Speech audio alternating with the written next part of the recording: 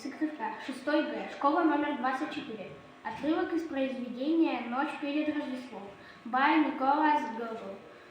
Saloha nodded to everyone, and everyone thought that Saloha nodded to him alone. But those who liked to pry into other people's business noticed that Saloha extended the utmost of her civility toward the Kazakh Chub. Chub was a widower. 8 weeks of corn stood always before his cottage. 2 strong bulls used to put their heads out of their wattled shed, gaze up and down the street, and below every turn they caught a glimpse of their cousin a cow, or their uncle the stout ox.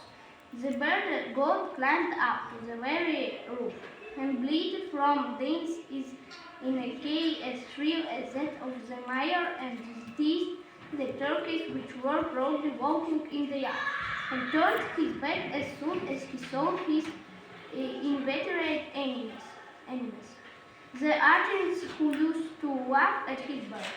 In Chub's box there was plenty of linen, plenty of warm coats, and many old-fashioned dresses bound with gold braid, for his late wife has been a dashing woman.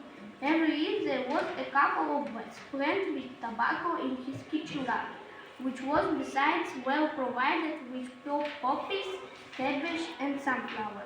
All this Saloha thought would suit very well if united to her own household. Thank you.